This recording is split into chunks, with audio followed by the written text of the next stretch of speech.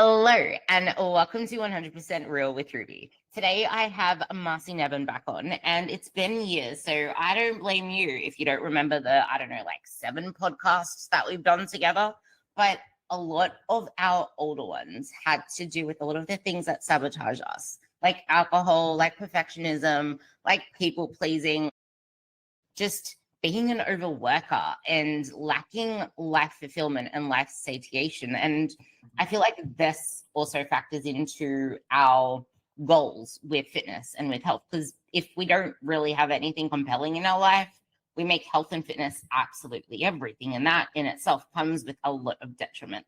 So I'm going to let Marcy introduce herself with her take on what I just said, because I feel like as soon as you experience how amazing life could be, you start to view things differently, and you don't it's hard when you have a coach sometimes as well and you really want this end result, because it's almost like, well, I'm paying for XYZ. I need to give it my all. I can't risk letting go a little. But I would argue that we're not in the 1980s, 1990s, 2000s anymore. This isn't just about becoming the next Kate Moss. This is about becoming our best freaking selves ever. Like, it's more than just weight loss. It's bringing life into it. If anything, if you want to go back into that era, you're going to keep gaining and losing and gaining and losing. And every single time you're going to be losing muscle, gaining fat, losing muscle. And then you hit perimenopause and now you just have a big meno belly with tiny little legs because you never built the muscle mass. And with that, you're going to be eating all calories. Yet you live in a world that's overabundant with McDonald's and glorious foods that just make it prime for you to just get fatter over time. Really, this stuff matters, and coaches are here for more than just weight loss. But it is really important to bring life with you, to enjoy the process, because it's gonna make you enjoy the process so much more, because it's not something that's a one and done. And we all know the quote that we both used to say: fat loss is never done in one, like the body that you want is never done in one fat loss cycle. And the periods in between deficits, they take a lot longer than most women are willing to give it. So yeah. It's so funny you said that about the meadow belly and the small legs or the thin legs. It immediately reminds me of the movie Alice in Wonderland, which is one of my very favorite movies. Have you seen it? I hope so. I love Alice in Wonderland. It's like Tweedledee and Tweedledum. Like, that's the look. It really is. It's so funny. Fortunately, I'm 40, almost 2, and do not have meadow belly. But no, you really did nail it. And it's funny too, because you said, working to become Kate Moss, and like, that is never the look that I wanted to attain. So when I got into fitness, because I grew up, being kind of an overweight kid and was very uncomfortable. So went on my first diet, I think when I was 12 years old, started doing workout routines to my mom's Kathy Smith VHS tapes. I'm really dating myself. Yeah, wanting to lose weight. But when I was, I would say, I can't remember, maybe like 12, I was watching this infomercial for something called The Firm. And the women, they were not wafy. So they were more of like the figure competitor look. And I was like, ooh, that's what I want to look like. So I bought this product and I started lifting weights and, doing their routines, thinking that I was going to look like them, which I definitely did not. And then when I was in high school and then later into college, when the fitness magazines were very in vogue, I was reading Oxygen, Muscle and Fitness, Hers, definitely not like Shape and Fitness and all of those. And I wanted to look like a figure competitor. Yeah, that was my desire, not the long, lean, skinny type. Yeah, and it's funny when you say that too, because it went from friggin' Victoria's Secret models to the actual gym type later on. But we see them as lean, we see them as defined, and that we never think that muscle is the answer. We never think that building and eating more food and carbs are part of the equation. Whereas that's the way that most women see it. It's almost like I have to do all of this cardio. I have to burn myself out.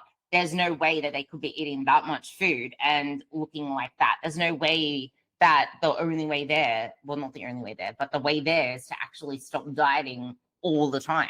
But, and I always say, like, for no fault of my own, I was trying to achieve that very lean, muscular figure competitor look by following the routines that were outlined in a magazine.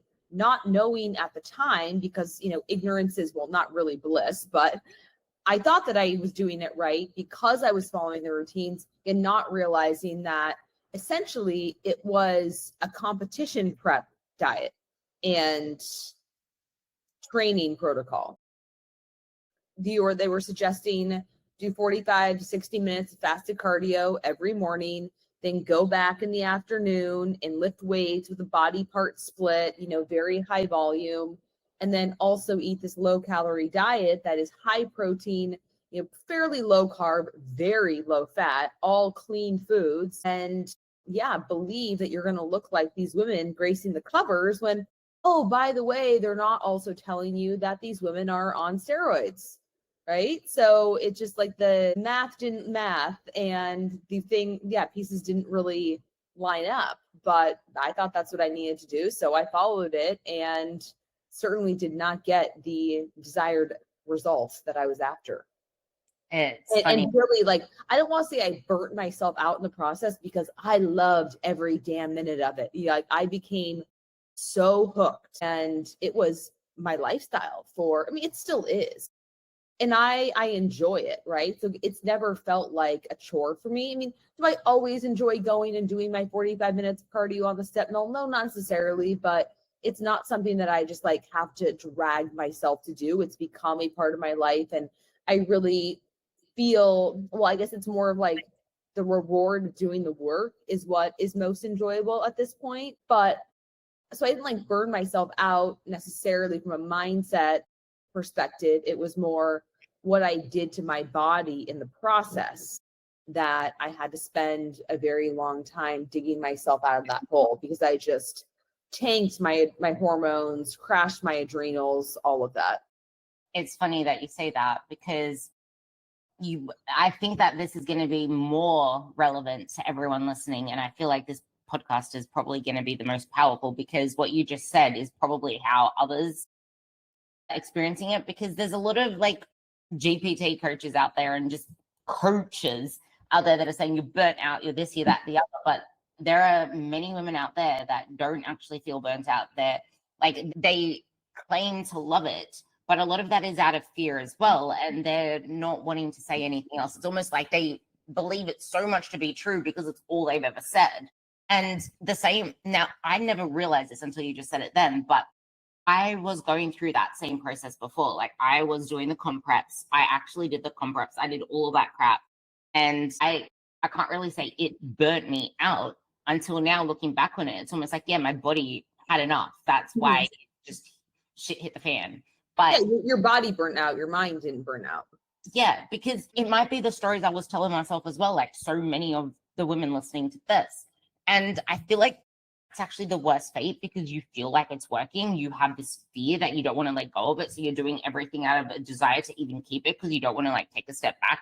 Or you might even truly just love doing X, Y, Z all the time, that you don't see the benefit in actually taking a step back, and you're trying to get this result, but you're doing something that is kind of pulling you further and further away and burning your body out more and more and more. And I think that that is actually the most important part, because we don't need magazines anymore. We have social media, and even worse, we have ChatGPT, we have AI. And what does that draw upon? It draws upon the muscle magazines. It draws upon all the stuff that was designed for guys on PEDs, and most of it still does body part splits. And most of it doesn't even understand calories for females. Most women are given calories that are for I don't even know. Men think that women need abysmal calories to function. And then that sets them off on the trajectory of, oh, well, I'm a woman. I can only eat 1,200 calories, 1,600 calories a day. Yeah. Well, I mean, it is going to be very dependent on the individual, because now that I am working with mostly women in midlife, perimenopause, so hormones are different. Metabolism is, I want to say, changing. We know from the research that your metabolism truly does not start to decline until you are in your 60s. But I do think from all of the crash dieting, the over exercising, a lot of women have gotten their metabolisms into a more precarious place where now, it's just the constant yo-yo, right? They've kind of trained it. I'm on the same level as you now, because I noticed it when I started, like, I just tuned into my own training. I just want to say I actually noticed this now, whereas I used to say, well, the research doesn't, well, I still say that. But the thing is, that's showing you that you can prevent that happening if you actually act on it. But so many of, like, if you haven't built the strength and the ability to do a good chunk of quality work in the gym, then that is going to diminish as you age. You move slower in general. Like, just watch the way that people move as they age. Don't even get me started. So I was saying, I fully agree with that because yeah, you can easily be at the same level that you were in your 30s if you set yourself up for it in your 20s and 30s. But most women haven't, because this wasn't a thing back then. So. And they are crash dieting their muscle mass off. And even if they are lifting, they're likely doing, you know, the high intensity boot camp type classes, F35, Orange Theory, because they want to feel that burn. So they're lifting lighter weights, higher reps, not going to failure. So it's more like cardio with weights, I would say. It's not actually producing the effect or the stimulus. It's not providing, is what I meant to say, the stimulus needed to actually build appreciable muscle, which is going to support metabolism, which is going to allow you to eat more calories, more carbs, all of that. So yeah, they've kind of trained their metabolism to eat lower calorie. They don't have enough muscle to support higher calories, and then they start to gain weight, even though they think like, well, I'm not doing anything differently. And then also, to your point, even if it's unconscious, they are not moving as much as they did. I was going to say that is spot on, because like I mentioned, what I realized is that I was even wanting to push myself less. Like, I felt really, I don't know what, it can even be a mental thing. Like, for a period of time, I was pulling myself back from really pushing myself, and it took me a bit to get back into it. And this is where you have to, like, this is why, to me, I know you agree, which is why I really want to talk about life satiation even more throughout this whole thing. Like, I want it to be a common theme, that, because I reckon it threads into everything. But as soon as other things start to align, like I feel overall, I went from, like, I could even say depressed because it felt so low. It's like this place I'm actually feeling fulfilled in my life. Like, I have someone in my life that makes me happy. I'm going out into nature more. I'm doing more things that make life, you know, like, meaningful and satiating. And that's flipped a switch in my head in training. And now I'm going all at it again. And all of a sudden, I'm like, my body is responding like crazy. I'm starting to see things happening to my shape changing. I'm building muscle again. All of that matters. And I'm able to eat, like, I just bumped my calories up 300 more. And I'm probably going to have to bump it up again because I'm doing more cardio, which I will talk to about Marcy later on. But where you mentioned cardio with weights and classes with weights, I would also say there are many women that are doing the right thing and following programs and actually doing strength training per se, but they will still find themselves in the same spot because they change their programs every 4 weeks. Or every single time you change your program, even if it's every 8 weeks or 12 weeks, it's a completely new program. So you're not actually giving your body the stimulus that needs to get stronger over months and months and months and months. I'm not saying you need to do boring shit by doing the same thing for a whole year, but you need to keep the majority of your program pretty much the same and just play with variables so you can still get stronger. I would go as far as saying that women who are very new to strength training would actually benefit from doing the same program for a year and just getting really fucking strong at a handful of movements, you know, like an RDL or a deadlift variation, an overhead press, some sort of row, you know, lunges, hip thrusts, just like hammer those week after week. And yeah, you're really going to see your body change. And then after you have progressed in that way, you've gotten really strong, then maybe add more variety for sure. I really want to talk to you more about that. I love this. The thing that you mentioned with getting really strong at rows and some form of deadlift, all that kind of stuff. You know my message, guys. You know my message. If you're getting really strong at, for example, a properly executed barbell row, a properly executed RDL, a properly executed some version of a squat, you're going to fundamentally know how to brace, know how to breathe properly, and know how to hinge, because you can't do any of those without a proper hinge or a proper brace. And people want abs, people want a hard midsection. You're not going to get that unless you're fundamentally strong. I was talking to Adam about this actually. Even at my absolute leanest, my absolute smallest, my absolute lightest, it was very hard for me to have abs. Like, yeah, I had a harder midsection, but there weren't really any abs. And I was on like literally 1,000 calories because I was trying to maintain the 49 kilos 2 pounds. I was trying to maintain a 108-pound body, and that was getting to my absolute limits for stage. Now I actually, like, I got to 61 kilos, which is, I just want to give context for this because we're going to talk about you.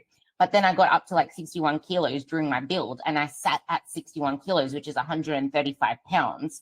I sat there for a good 3 years, building muscle, getting stronger. I didn't pull myself out of it.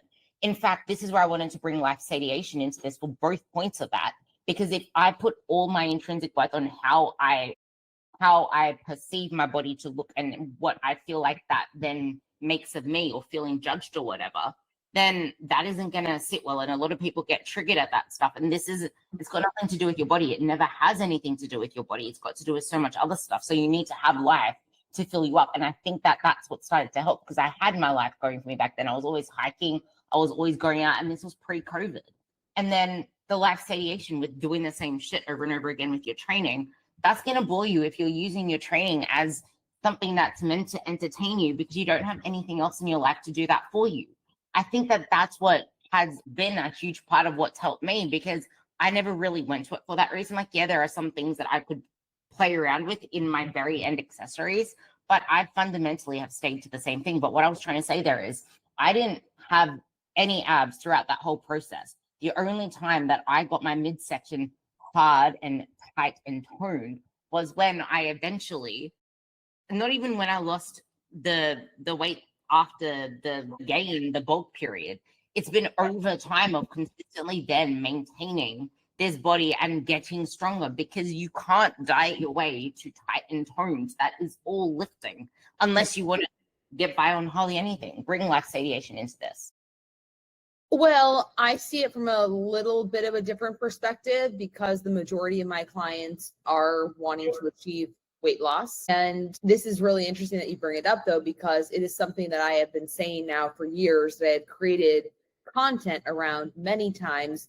I call it the satisfaction cup, the pleasure cup, whatever you want to refer to it as. And many women, their only form of pleasure or satisfaction at this stage of life, because they have a family, they're raising kids, maybe they're working full time.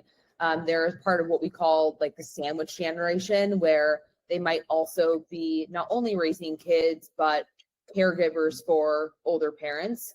So there's a lot of stress. There's not as much time for the activities, the hobbies, the forms of connection that used to bring them joy. And so now what do they rely on? Food and alcohol.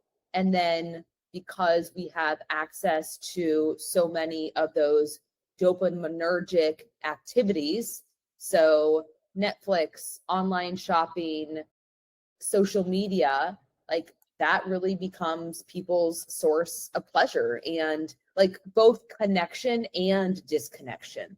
And so if you have a fat loss goal, and the only thing that you know how to like shut off or relieve your stress or fill your cup in a meaningful way is to come home and pour yourself a glass of wine and binge watch a show, or scroll your phone, or go out with your girlfriends and, get shit-faced over the weekend and eat whatever you want because you deserve it, you had such a hard week, well, no wonder why you're struggling to lose weight. So when I can encourage my clients, let's put together like ways that you can fill that satisfaction cup, or create like a different dopamine menu that is going to satisfy you in a way that food and alcohol doesn't. And that's not me saying you cannot enjoy those foods. You cannot have an intentional, meal out or glass of wine when it warrants it, but it cannot be the only thing that you have. And when they can do that, and when they can learn to socialize without needing the drink in their hand, or without overdoing it from a food perspective, then that's when weight loss gets a lot more easy. And if you're in perimenopause, this actually impacts you so much more because you don't metabolize alcohol the same way. And I would argue you need to be a lot. You can't afford to wing it in perimenopause. Things are really like you need to be a lot more. No, the strategy is very different. The other thing that I have noticed, and this is not necessarily across the board, like I am technically in perimenopause and I am, maintaining my weight mostly on 22 times body weight calories, which is really an insane amount. I mean, yes, I am very active, right? So I do about 170 minutes of zone 2 cardio a day. I walk no fewer than 10,000 steps. I lift weights 4 to 5 times per week. Granted, my sessions aren't, when I say they're not super intense, like I am training close to failure, not all the way to failure anymore, but I'm doing 4, maybe 6 exercise tops per workout. And now even less volume. So whereas I used to always do 3, maybe even 4 sets of an exercise, I'm doing 2 sets. So it's like I'm actually doing less overall, but getting better results and being able to eat more food. And that's, I think, because I've trained my metabolism to do that. Now, that being said, I don't think most women are in that place because of what I mentioned earlier.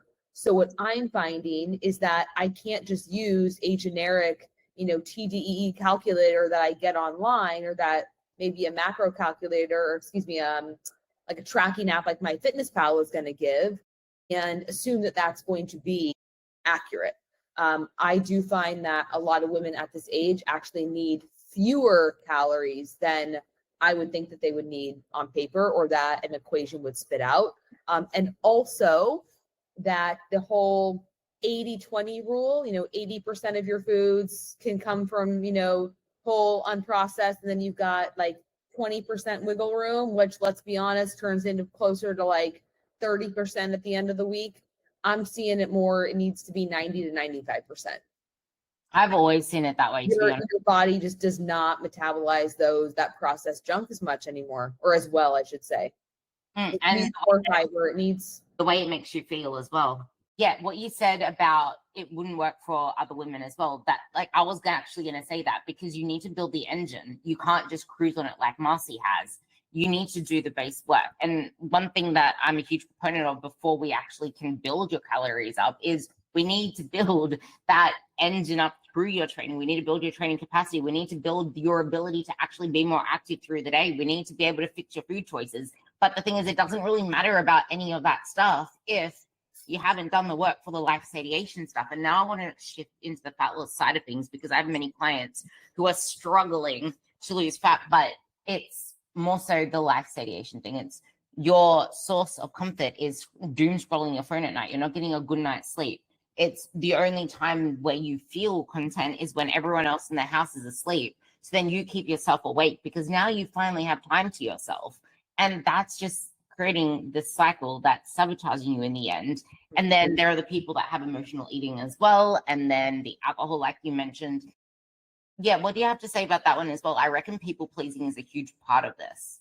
Oh, absolutely it is. Yeah, because people they feel so uncomfortable saying no, and they want to fit in. Don't get me wrong, like I am the ultimate people pleaser, and it's funny because I am an Enneagram 9, which is the peacemaker. And right before we got on, I shared a post about, because I guess Taylor Swift, I'm not a Swiftie. She's dropping her new album tonight. And so there's this Enneagram account that I follow, and it said, I don't remember the name of the album, but basically like, what your it was the life of a showgirl. So like what your life would be as, each Enneagram number. And mine was, because I'm a people pleaser, like letting other people pick the restaurant, feeling at peace because the conflict got resolved on its own. So that is me to a T, except when it comes to my health and fitness. I do not give a fuck what other people think of me, that I'm not drinking, that I'm not eating the shit food that they're eating. If I am on vacation with people, like perfect example, I went to our family's beach house in July, and I was up before everybody else, going for my morning walk, doing my routine, not drinking, at 5 o'clock when it's cocktail hour. And I think my family knows me well enough that they don't make comments anymore. But yeah, it's just like, I do not care about being different when it comes to that part of my life. But so many people are worried about the judgment of others, not fitting in, being ostracized, which I understand because one of our human needs is safety and connection. We have to feel like we are part of a group, like we fit in. And so, yes, it's going to be difficult if you are making different choices than everyone else because, your brain is going to believe like, oh, they're no longer going to, want me to be a part of the group because I am different than them. So I understand that it's not easy, but if you constantly let other people's actions and opinions influence your own, then you are going to struggle. I want you to talk more about that because I think that this is a huge, huge issue with other people. They're not willing to they don't set their non-negotiables, or they don't have the boundaries hard enough set in stone that's another form of self-sabotage. Or their boundaries are just so loosey-goosey and very permeable. And so, yeah, maybe they go in with the intention of, I'm not going to drink, but as soon as someone's like, come on, live a little, you're no fun, what happens? Like, all intentions are out the window and they're following the crowd again. Yeah, this is another thing where it doesn't matter what you type into friggin' ChatGPT or what you get from online information. It's not going to work for you if you haven't solved these fundamental issues that you need an actual coach for. And it's so difficult when there's salespeople out there that pull at all of your insecurities, at everything you're experiencing, but they're not actual coaches. They're not going to help you. Yeah, they can help you lose weight, but then what? Yeah, they can help you for a certain period of time, but then what? We need to work through these little permeable, like these little holes to make the foundation less permeable so we can actually build upon it as well. Because it's exactly as you said, it's setting yourself, your non-negotiables, living up to your standards, but making sure that those standards are not so high that you're going to continually fail them. Because a lot of people, that's another one, perfectionism. A lot of us set these unrealistic expectations and super high standards because if we know that they're so unrealistic, we have an excuse to not show up. Mm-hmm. Yeah.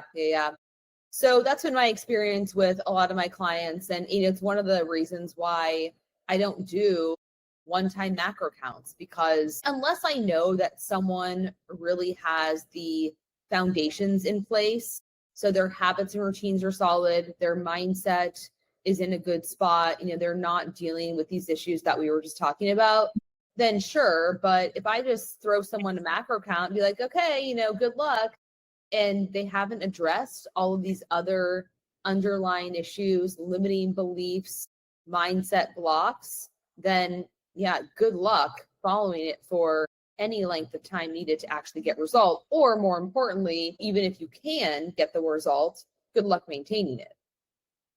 Because it hasn't become an identity yet. Identity, exactly. This is I have a gripe against macro coaches. They don't exist. There's no such thing as a macro coach. There's no such thing as, training apps can only go so far. You need, the transformation is in the actual coaching. But when I say macro coaches, I mean like doing macro counts and that's it. Like, I'm going to give you a macro count. I'm going to give you a macro count. It's, you need to have the guidance through that. You need to have the questioning. You need to have the checks and balances. You need to have everything factoring in together because you are a dynamic human being. And it doesn't matter what your macros are. They're not going to work for you if we aren't understanding what is stopping you from getting results, what stopped you getting your results before. I bet your bottom dollar that you looked up a macro calculator at some point and it did not work for you, or it did until it didn't. Right. Well, yeah, and you're always going to need that. Well, I shouldn't say you're always going to need adjustments, because I have had clients on the same amount of macros or calories for the entire time that we're working together, continuing to get results. But if something does start to stall, then yeah, most likely you are going to need that adjustment. And unless you are an expert, how do you know how to do it yourself? Actually, that's an important point there, because most people, I remember I had this client ages ago. This was way back when it was the in thing to have coaches always adjust something every single week. That's what check-ins were for. We have to adjust your macros. Something has to change. And that's what always set her back. And there was a point, I think 4 months in, she's like, what are you doing with my calories? You haven't changed them at all for the last 4 months. I'm like, am I meant to be doing something with them? You're getting results. Yeah, it's like, why broke what's not, or why fix what's not broken? And why make it harder on yourself? Oh, I'm making progress. I'm losing weight. My clothes are fitting better. I'm seeing the visual changes. So clearly something's working, but let me make it harder so that I can no longer stick with it. I think it's just the mentality of like women want the struggle for whatever reason. Or they just need something to be different. They need something to just change because it's that life satiation thing. Well, they're just always like, something needs to happen. Something needs to happen. Almost like they always need a diet to be able to do anything. Because if they're not on a diet, they're off a diet. It's like, we need to find this, like, we need to live. This is life. And then everything happens within it. Like, stop focusing on the results because that doesn't get you results. Focus on the action steps. But I also think apps like, I think Carbon, I don't even know what the apps are. There's the RP app. Like every single time you check in with, I was adherent, blah, blah, blah, they used to always give some form of macro tweak. And that's what people got used to. But just like you said, I think the power of a coach there is most people would think they need to change something. They need to go harder because things are working. It can't be this easy. Or they don't realize things are changing. That's when they need us to stop them doing dumb shit, so to speak. To us, it makes sense because we're doing it. As in, like, to them, it makes sense because they're doing it. To me, it made sense because that's all I knew. That's what was comfortable to me. I didn't realize that it was taking me away from what I actually wanted to achieve. So that's where coaching comes in as well, to keep you on your track until you know you don't need to change your calories. I haven't changed mine in forever. Like the body is built in the gym. As long as your calories are doing, like if you're in a fat loss phase, as long as your calories are in that deficit, you don't adapt to low calories unless your body shrinks down or your movement shrinks down. It's still going to be a deficit. Just make the training work. Just figure out what's going to take you off that path. Don't make it harder for yourself. Make it easier for yourself. And if you're in maintenance, trying to recomp your body or trying to build muscle, then just stay in maintenance and just work on your training. And this is where coaches come in. Right. Well, it's funny because I think going back to what I was saying about the dopamine that people are seeking out through food, alcohol, social media, a macro adjustment is a dopamine hit. Seeing the scale go down is a dopamine hit. Changing your training program. Yeah, it all is. Like they need that variety and that stimulus to, and I mean, that's just a product of, unfortunately, the society that we live in, you know, but yeah, it's a detriment in many ways. I love that. I want you to talk a little bit more on that because I feel like that's the biggest thing holding people back regardless. But what component? The dopamine hits that we're chasing. They're never dopamine hits in a positive sense. Like, no. And it's never enough because like you're always going to need more. So like that's why you just keep scrolling social media. Like, oh, the next thing is going to be what I need. You know, so, or if it's someone, you know, maybe a content creator like ourselves, it's the dopamine hit of the likes and the comments and the validation. So I think it's multifactorial for sure. But yeah, food and alcohol, shopping, like all of those are dopaminergic activities that really play on your pleasure and pain centers. So essentially, the more you engage in those pleasurable activities, like the more of them that you need.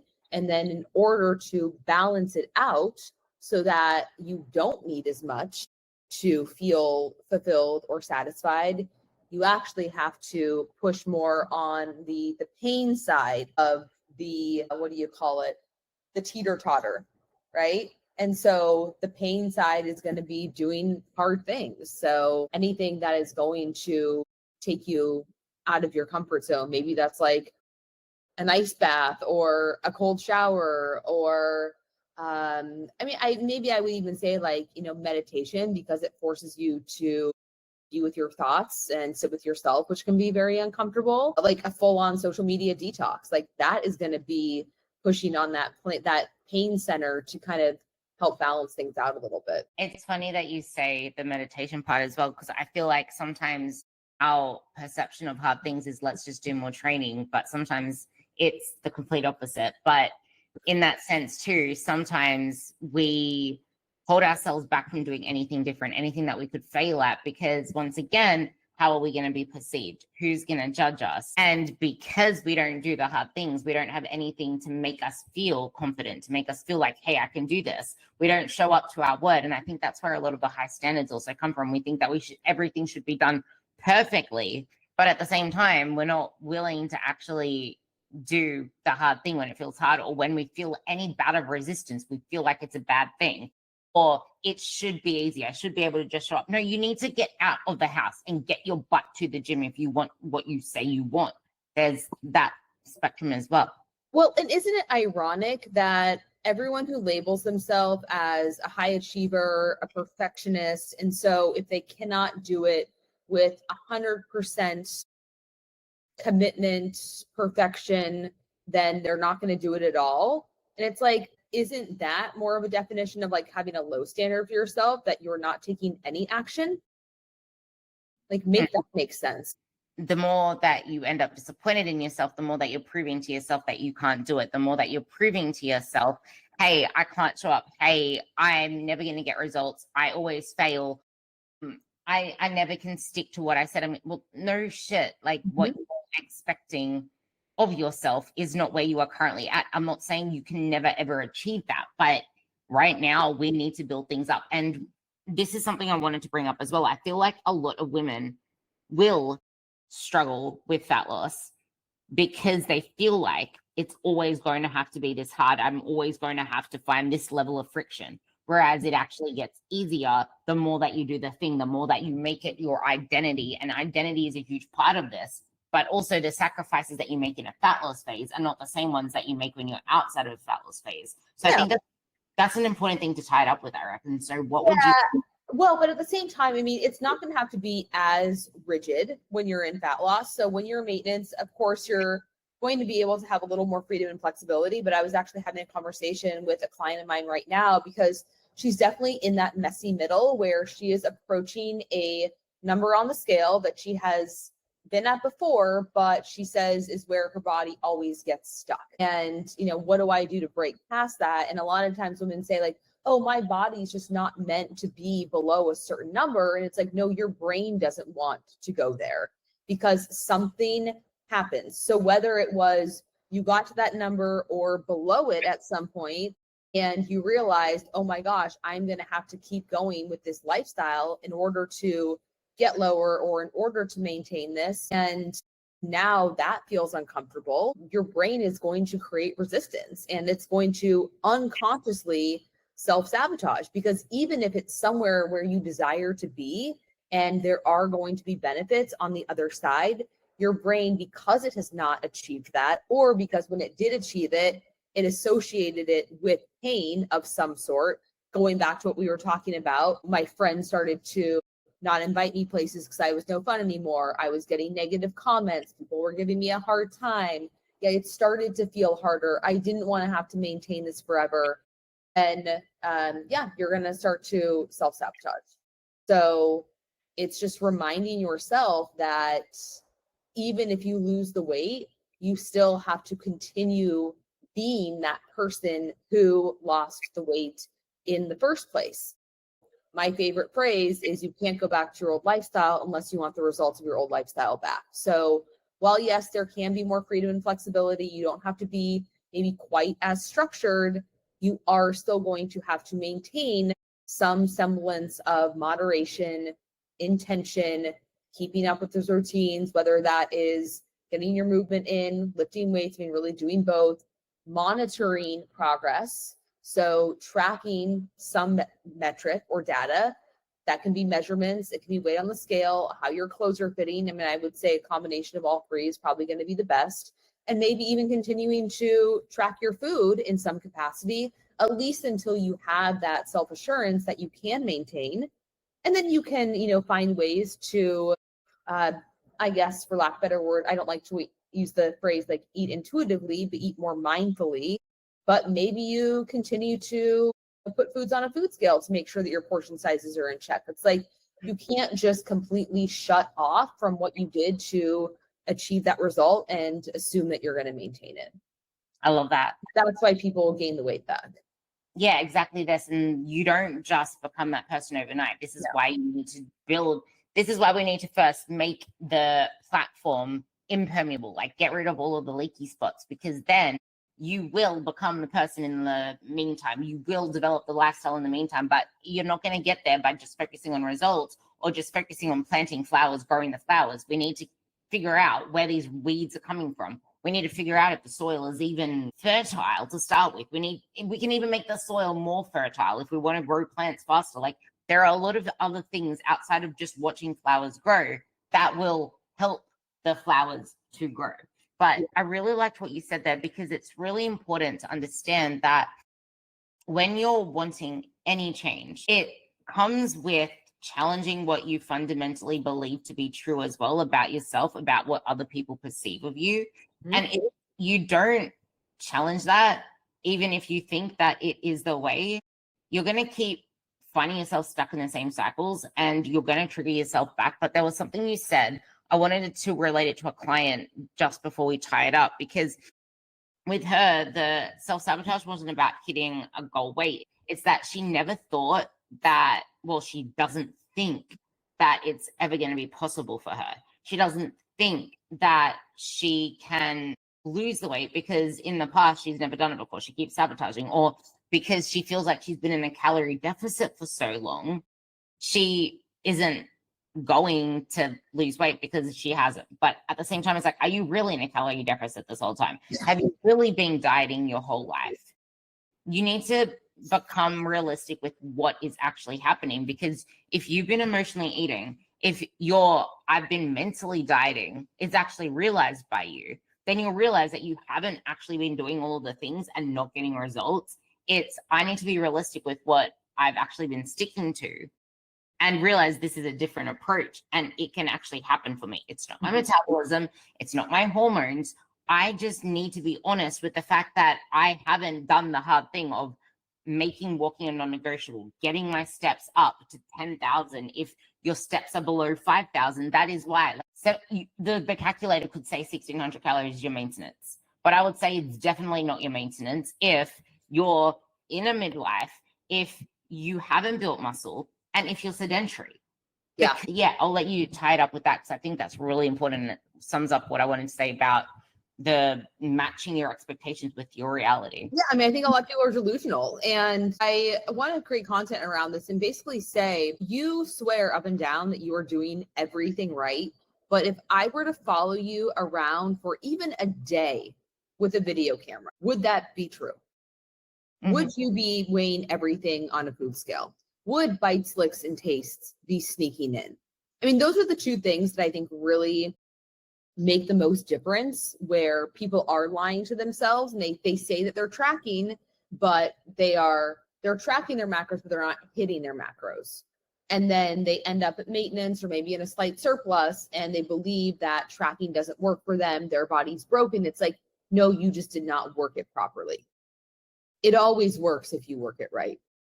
That is funny, because I read my book while I'm running, and that is actually something that I highlighted that I want to make content on, because it said something about if there was someone that had the quote, if I followed you around with a video camera throughout the whole day, would you be the person that you say you are? And then I related that to the same thing that you just said. That is so funny. We have to do something on that. Exactly that.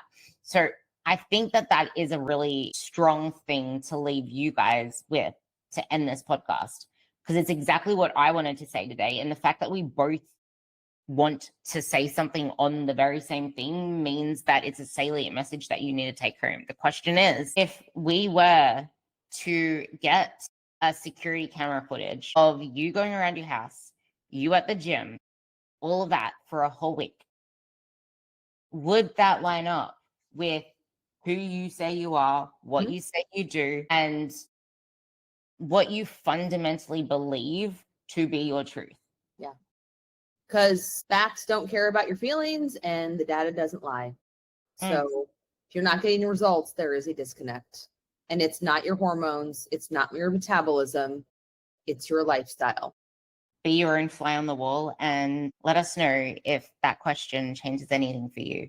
You'll find Marcy at Instagram.com/MarcyNevin. I'm going to put it down below. You will find me where you always find me, Transform X Ruby. If you have anything that you want to share with us, if anything here resonated with you, I'm loving when I get random messages from people and I open up my message requests and it's something to do with my podcast. It makes me so excited. So keep them coming. I do reply, and I know that Marcy does as well. Anything else that you want to drop below? That is it, my friends. It was a pleasure. Round 4, it was, I think. Yeah, I think round 4. 8. 3? 8. No, not. We've done so many. Do you remember the ones we did in the car? I don't remember ones we did in the car. I did one in the car and it was like storming and raining because I didn't want to get out. My gosh. Okay. Well, God, you have better memory than me. We have heaps. I will probably try to find them and put them down below as well. But if you guys have anything else that you want us to discuss based off our old podcast, which I will locate and put in the description, let us know, because I've always loved our chats and the algorithms have just completely thrown us out of whack with each other. But I know, bummer. I'll get back. All right, good to speak with you again. Yes, love you all, and you will hear me on the next podcast. Okay.